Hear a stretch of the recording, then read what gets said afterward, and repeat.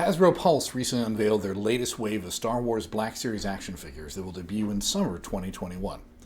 Now, if you're unfamiliar with the Star Wars Black Series, it's a line of 6-inch action figures that first debuted in 2013 and remains very popular with fans. They feature more detail and articulation than the vintage line of action figures, which clock in at about 3 3/4 inches. Basically, the Black Series are a popular line of figures. People go nuts for them on both the first run and secondary markets. So the theme of this wave is to feature fan-favorite characters from ancillary Star Wars media. That is to say, either characters who are new to the line, who have never shown up in live action, or versions of the character who have never appeared in live action. What caught our attention was the Imperial Guard figure that, as of the time of this recording, is labeled Carnor Jax. It's a fine-looking figure. It is a cool and exciting figure. It is not, however, Carnor Jax. It's Kir Kanos. Now, if you're looking at me going, what do those names even mean? I don't blame you. Both are characters from the Crimson Empire saga, which was a trilogy of 6-issue limited series put out by Dark Horse Comics between 1997 and 2011. Created by Mike Richardson, Randy Stradley, and Paul Gulacy, the different series follow the last of the Emperor's Imperial Guards, Kir Kanos, as he navigates a post-Return of the Jedi galaxy.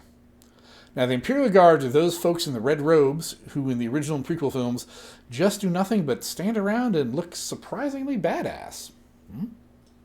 They are a martial order that has sworn absolute loyalty to the Emperor and his Imperial throne. After the Emperor's death, one of their number, Carnor Jax, betrays the order and attempts to take over the Imperial throne. That includes massacring the Imperial Guards. The only one who escapes is Kir Kanos, who in a matter of honor must now find Jax and kill him in order to avenge his betrayal of the Emperor. There's also an interesting subplot where Kanos is trying to determine if Jax collaborated with the rebels and tried to poison the Emperor. But basically it is a deeply engrossing story and a fascinating look at a series of characters whom we learn scant information about in primary media. Maybe we'll cover it in a future video here at Never Tell Us the Odds. And for the record, both Carnor Jax and Kir Kanos have some pretty badass looks that would translate well to an action figure. There's just one problem with this figure. This is Kir Kanos. And this is Carnor Jax. Yeah, the figure they made is the wrong person. It is a Kir Kanos figure with Carnor Jax's name.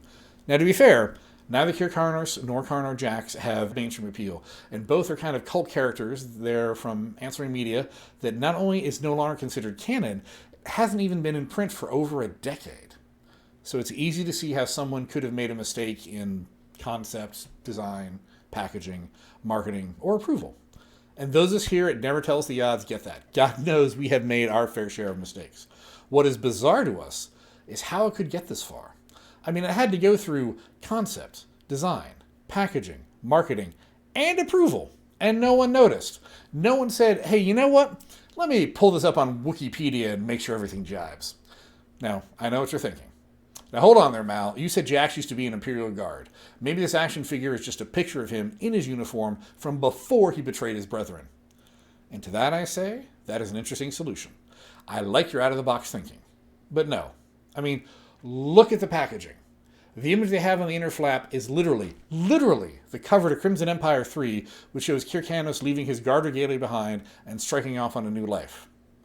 So I find this absolutely bizarre. You have a perfectly good and kind of cool-looking Kir Kanos figure that is labeled as Carnor Jax. But bear in mind that all of this is as of this recording. The figure has not yet come out, so it might turn out that they relabeled as Kir Kanos. Alternatively, maybe it has a removable helmet and the face underneath is Jax and not Kanos, in which case, more the fool me. But they still chose the wrong artwork for the box in that case. So however you look at it, I find it striking that such a high-end product for a group of fans who are known to be very into their minutiae would lead to this level of confusion. But we should have faith in Lucasfilm. They know what they're doing. And who knows, maybe in a few months I'll be doing another video apologizing for casting aspersions on those fine designers, production artists, and marketers.